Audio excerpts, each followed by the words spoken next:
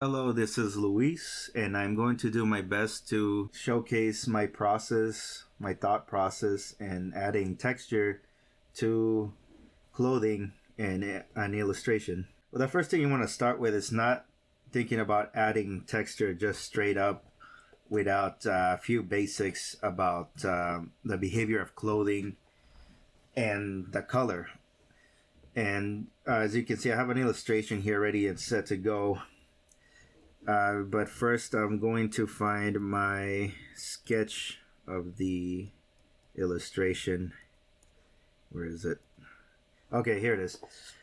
So before I even think about adding texture, I want to get the folds of the fabric and maybe some of the color on point, and it'll help me as a guide to add the texture properly later.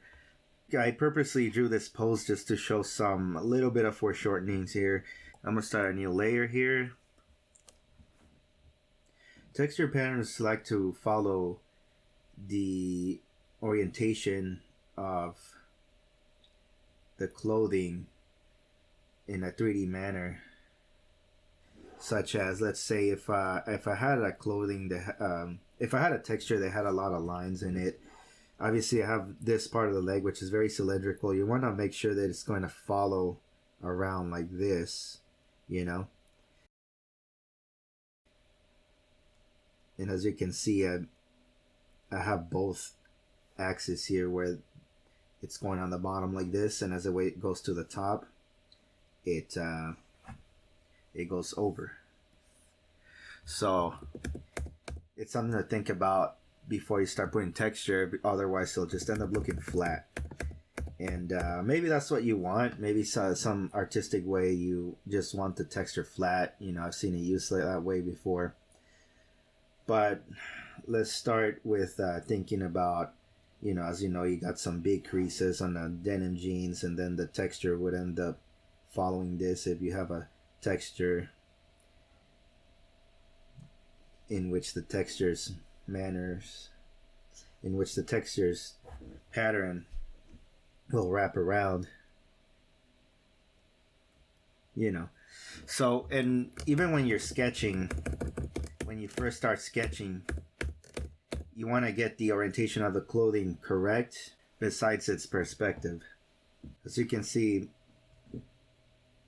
I have this curvature going this way because, you know, I have the hand going out a little bit. Instead, it'll be very unimmersive if I put the curve here and do it like this. Otherwise, it just looks like it's wrapping. So, just some basic things that you wanna keep track of the orientation of your clothing in relation of where you're mapping out your texture is going to be. Okay. So besides that, there's also a lot of your line artwork, which could itself even imply texture from the get-go, just because of the way the creases work. So even just getting the overall aspect of the tailor work in a piece of fabric such as denim, you can imply such texture just through line work alone. Why? Because certain lines are thicker when it comes to the folds in, for example, strong, heavy fabric like denim, where your creases would be very solid and dark, you know, in comparison to something like silk. So here I bring back the finished illustration without texture again, and as you can see, you can tell that this is jeans. Not even with texture applied yet, you can tell that these are jeans because of the line work and the stitching and all that, and even the lighting and the color. So I got my shadows right. You know, jeans, when they darken, they have a little bit of light fall off, and they turn darker black in the shadows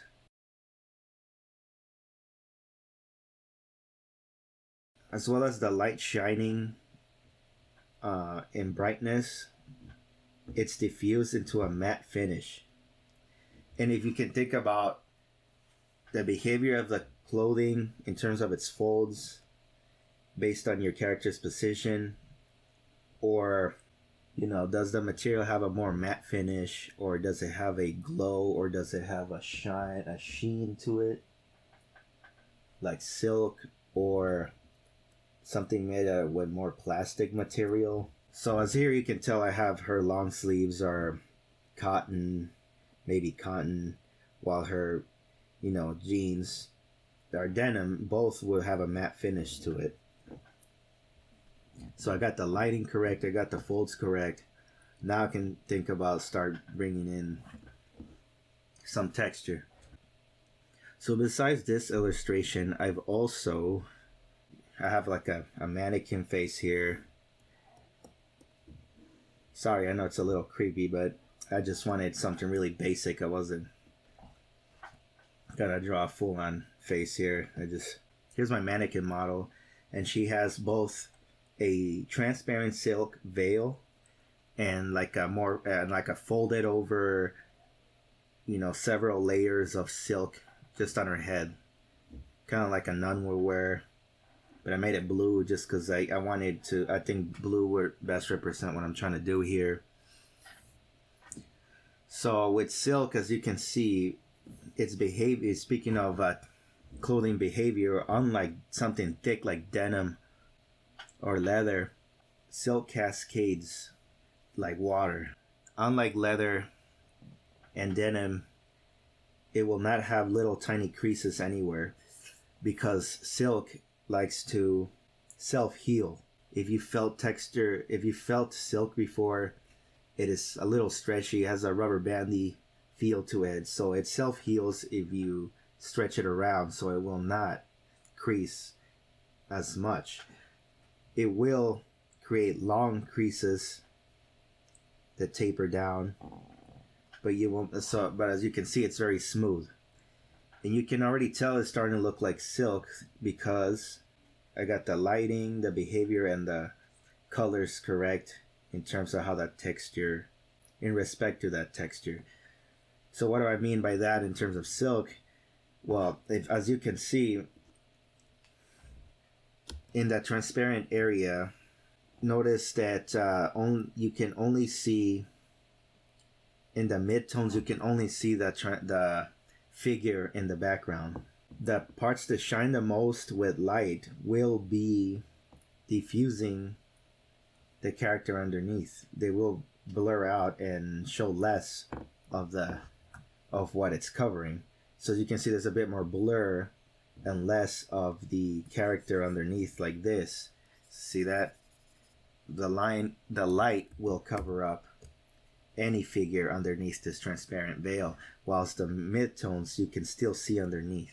That is the behavior of the texture of silk. And speaking of color, whatever color you have for your silk, the shadow areas do not go to black. Unlike denim or leather, the thickest part of a fold or crease will reach black. Silk will not reach black. It will reach a very dark tone. However, it will increase in chromaticity.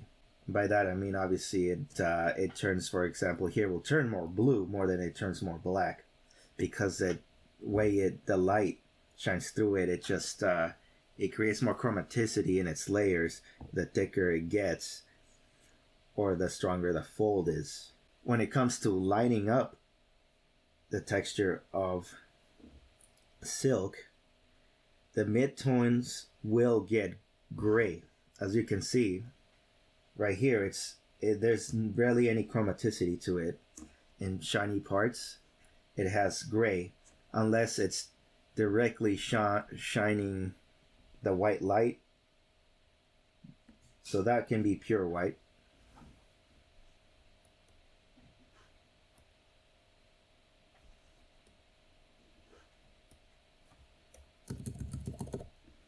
I'm using brushes that I purchased from many other artists. So Okay, so I lock the transparent pixels. Let's say I start working on the light here. I can demonstrate what I mean. So the light's coming from this direction. Now silk, unlike other materials, the other materials I mentioned, is very shiny. It will still behave, it will still have a matte finish, however. It is not glossy to its surface, it's still matte, but it shines more than something like denim. There it is, more shine. Now, instead of having light fall off like the other materials, I will add more gray as the light diffuses, and this gets you a realistic look to silk. So I'm gonna add some gray here, like this, as the light falls off.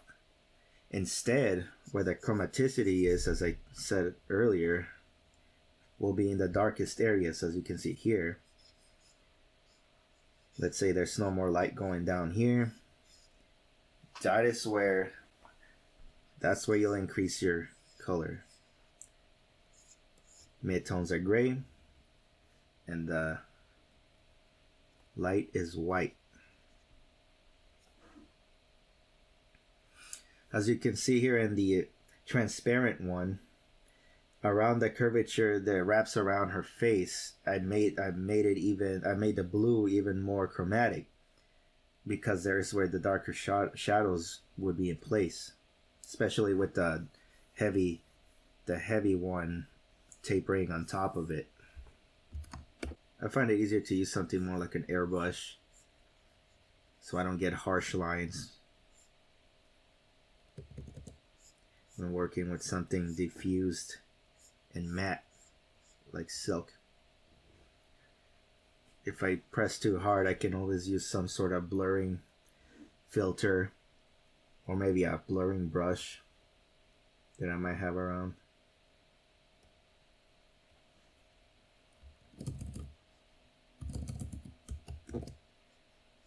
Just blur the edges here.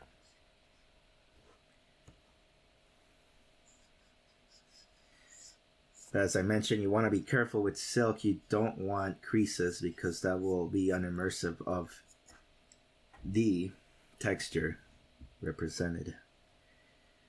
And just like that, you can already start to see, you can already start to accept that this is silk, because it looks like silk, even if it was far away. I said more far away, obviously you will have no texture, but you can even still tell this is a silky material based on the guidelines that I stated. When it comes to silk, if I wanted to add texture, I would have to most likely have a very close-up image. If this image was, let's say, very close up, enough that you would represent the texture of silk. Otherwise, it'll look really strange if you put texture of silk when your subject matter is at a sort of medium to far away position. But like I said, just getting the colors right, and getting the behavior, and getting the position and colors and light, the diffusion of light correct, and these materials already is the first step to getting the eye to recognize that this is the texture you're going for.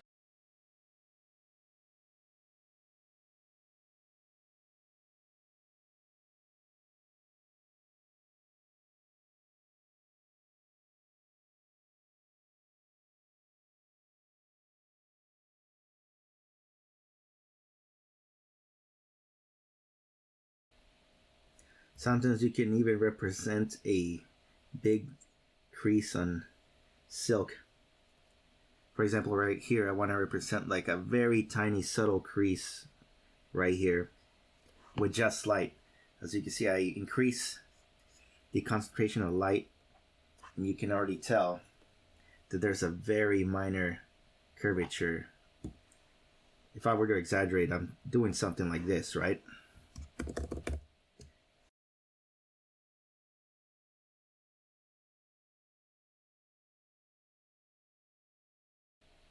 And when it comes to the transparent veil, As you can see at the bottom, I added more chromaticity to the blue as it falls off the face without the influence of the character behind.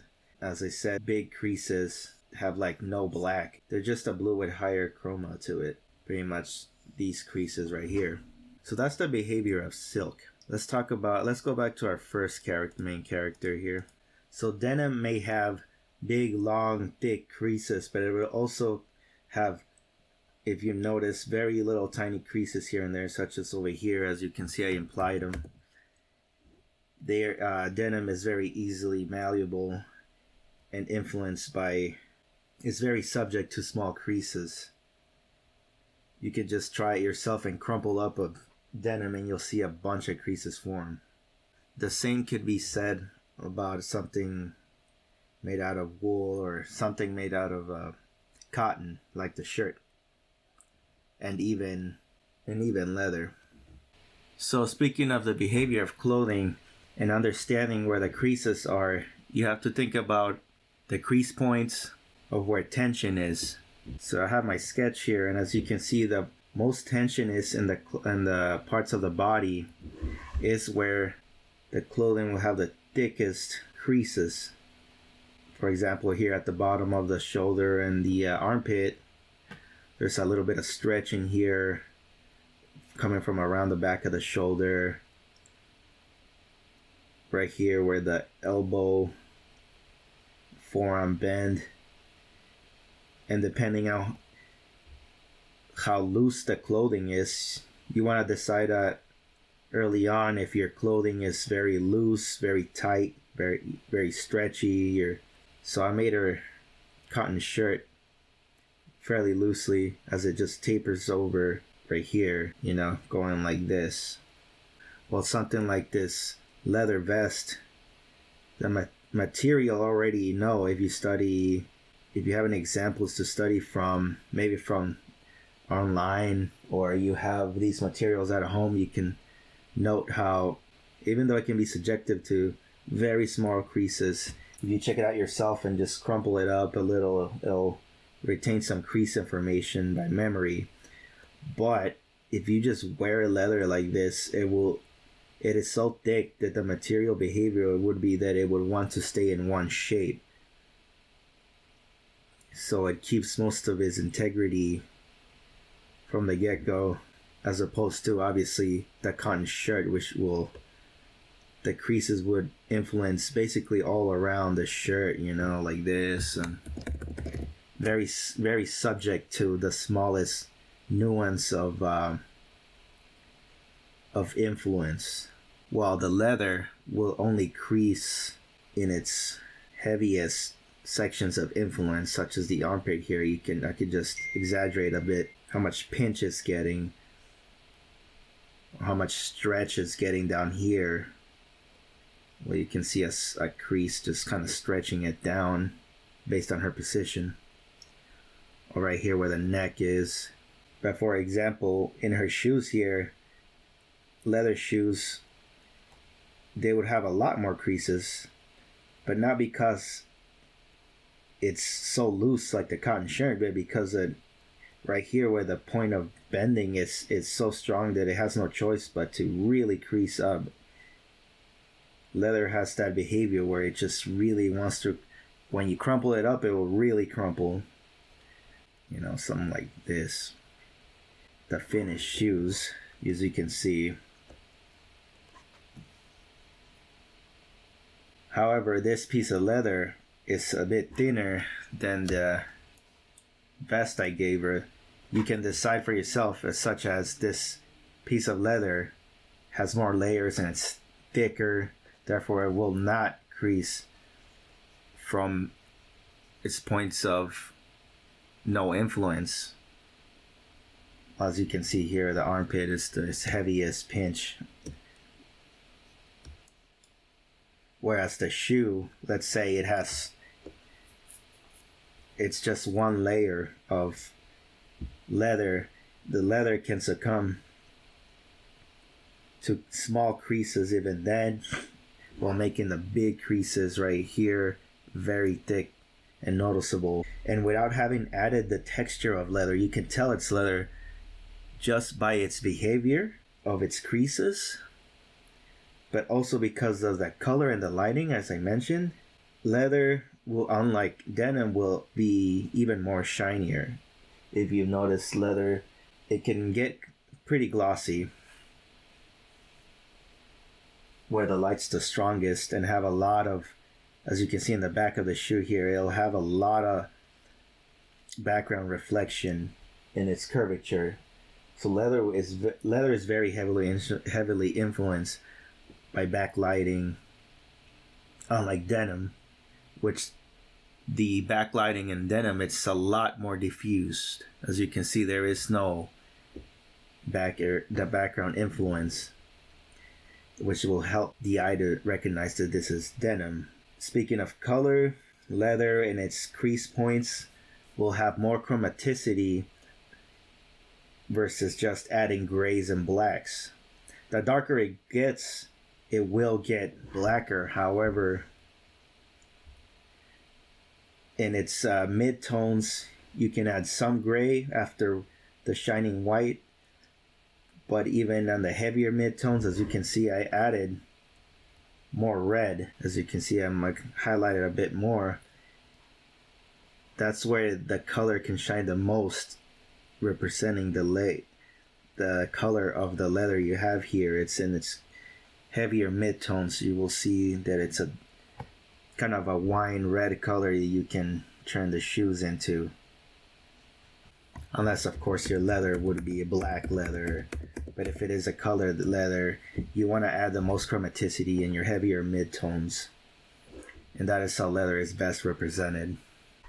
On the vest, I added some green to complement the fact that this is more of a greenish cotton long sleeve, reflecting the light into the curvature of the vest. Also in the curvature down here,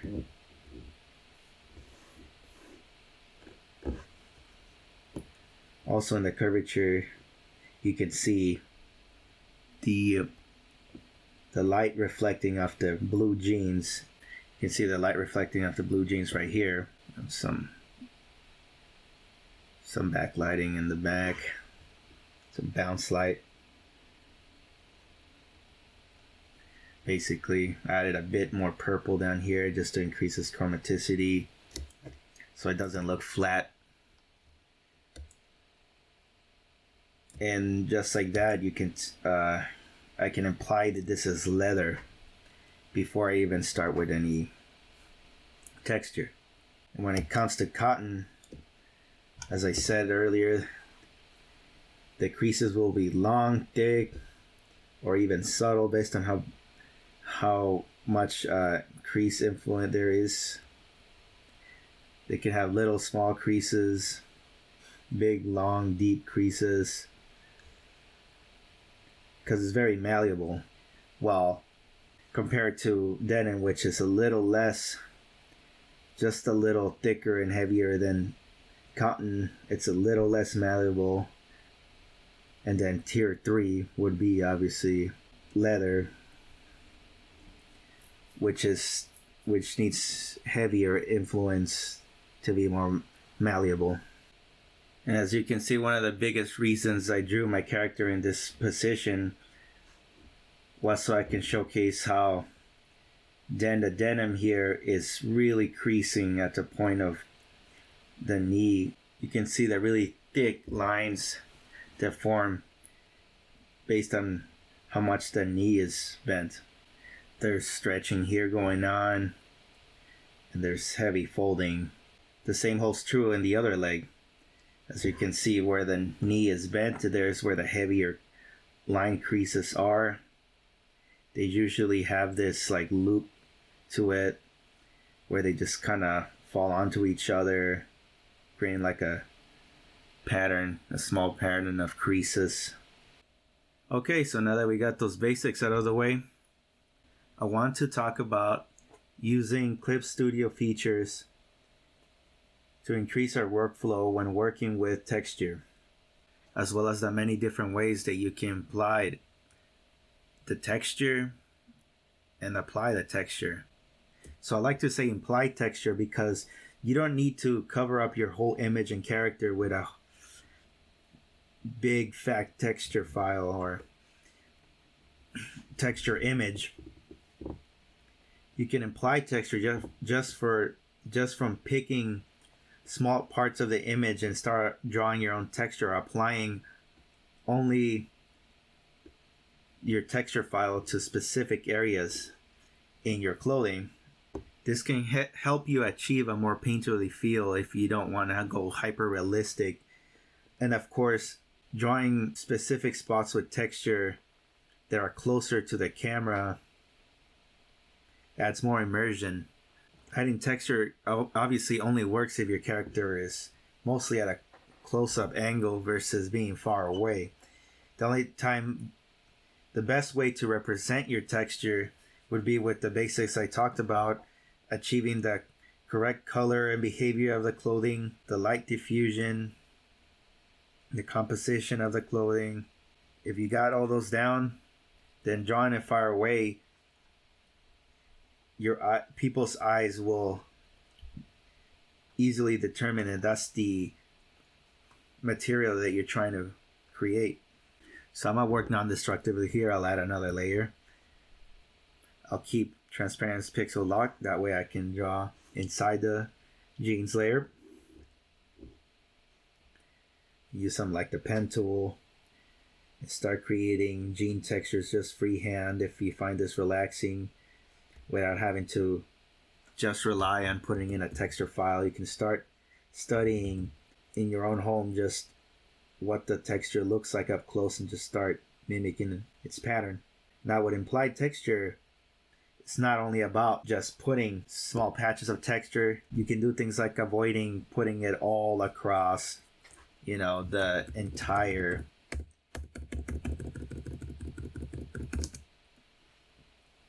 color scheme. Such as I can just put the implied texture where the light meets the gray tones.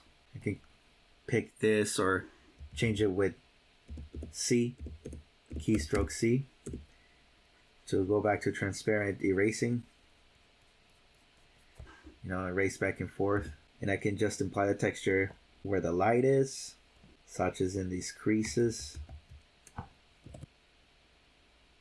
or where the dark meets the mid-tones if I want to. As you know, denim has this diagonal taper to it. So right here I can go from dark to mid-tone, implication of the fabric texture, without having to cover the entire cylindrical leg here, the entire surface area.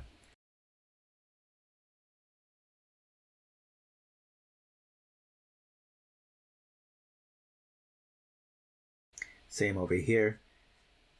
Right as the light intersects with the dark, that's where I can put my implied texture without having to cover the entire dark areas and entire light areas. And as I zoom out, you can already tell that there's some sort of texture in the jeans from picking the right spots to showcase the texture.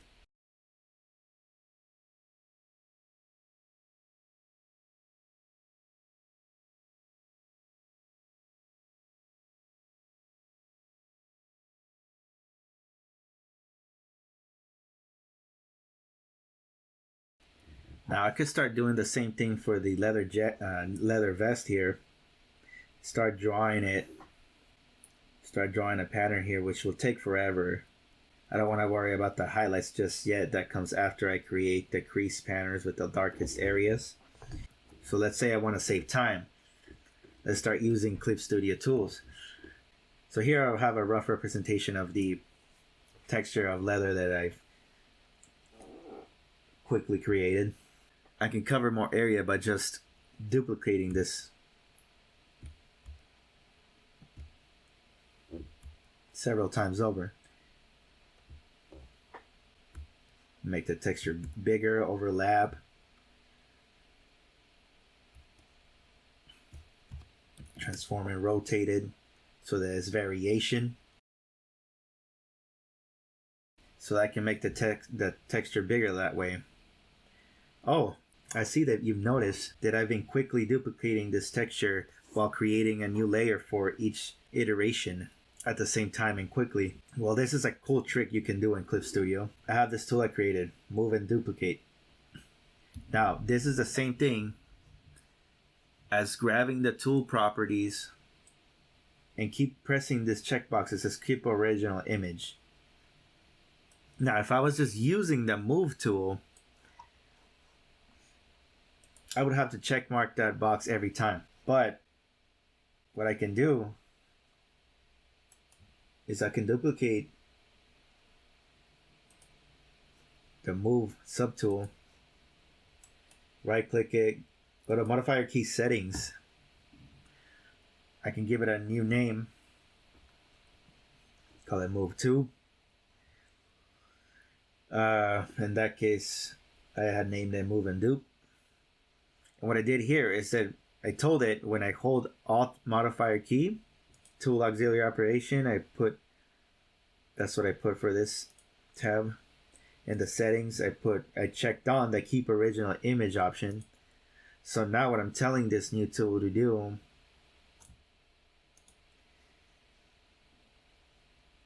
is to duplicate the texture every time I hold Alt.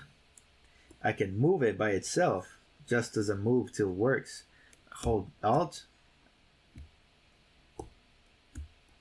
and it duplicates it instead for a quick duplication thing. And the best part is that it's creating a new layer, and what that benefits is because now I can transform it, as you saw, and start varying these copies. Not only that, I can just merge all of them, you know.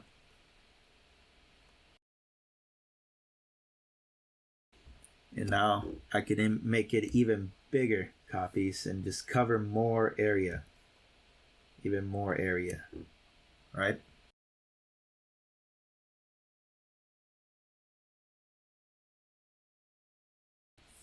So let's say I'm happy with that, and I just want to apply it to my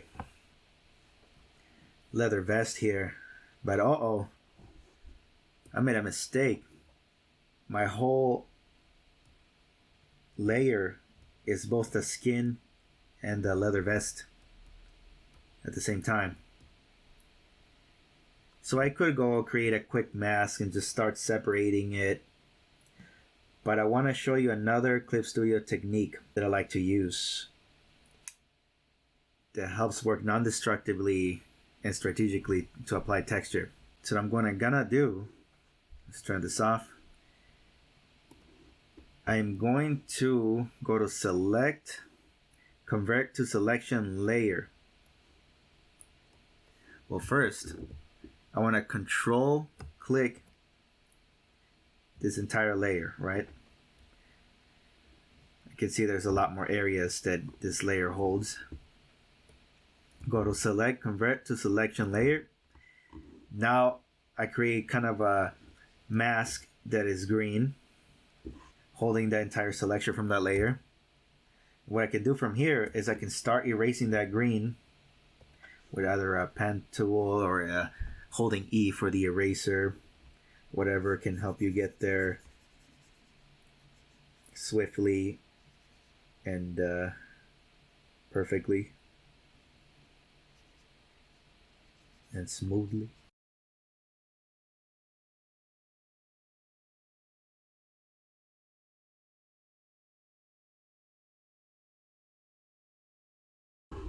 You can quickly switch between transparent and color by pressing the C keyboard key. It's great an alternative for using pen tools and brushes as an eraser rather than just holding E. And I can now I can just mask and select only the vest. So why is it important to go through this effort of creating this specific selection? Okay, so I have my vest selected. It's important to do this trick because now I can create what I call selection universes, or just giving specific clothing pieces its own universe. So not only did I not bother the original layer, now that I have this green mask selection layer, I could even turn it off from view, but every time I control click it, it loads that selection I created. I could always fine tune it if something goes wrong. I missed the spot. It really helps with working non-destructively. So now I have this texture, right? So what I can do is either I could just delete outside selection and just clip that layer to that selection, or to further work non-destructively, I can just keep my whole texture layer and instead create a mask for it.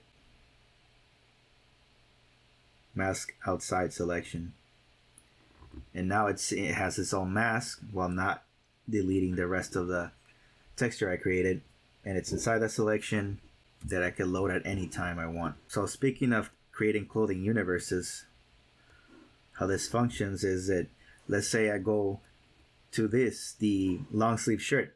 Well, this one's in its own layer, and I can even use lock transparent pixels to load a texture file in there, and it'll cover the entire transparent pixels that I locked for that shirt. There's nothing else that's in the way, right? But let's say you want to fine tune that texture that you load, because there's so many creases everywhere, right? Well, now this one will be even easier. I could control click, select, convert selection layer. I can duplicate this selection. Turn off the other one. I could start erasing universes that I don't want, such as I only want this specific part of the shirt to have its own texture layer. That way I can fine tune it and control it with great detail according to the creases and orientation that I have for the arm position and the shirt. So now I have both. I can turn both of them off, control click on one, and now I have my own universe there. Have the other one here. I can quickly switch between them and just load a texture there. And each universe will have its own texture. I could break this down even further from piece to piece, from this bottom part to this top part. There's so many different selections I can make with its own non-destructive course of action in placing anything, textures, or whatever you want. So that was another great tool to use to your advantage from Clip Studio. And the same for the vest. As I was talking about the jeans. Instead of covering the whole vest with texture, I could just do implied texture and it will look just fine, where I can just put the texture in specific areas. I can fine tune it from here and start adding highlights to the texture here.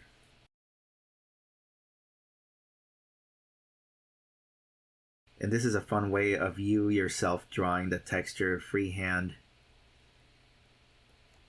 if that's the route you want to take, and just draw everything freehand by yourself. You can do a bit more painterly, just like I did here, or you can get all serious and get every crease and go from a more ultra realistic look. Get every single little diode of leather pattern.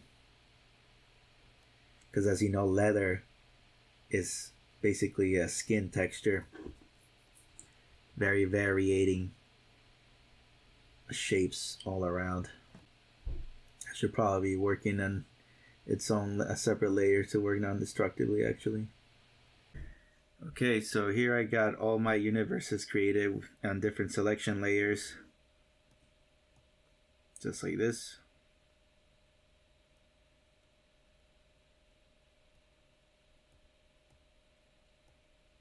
As you can see, I excluded parts that won't receive the texture. Very fine-tuned.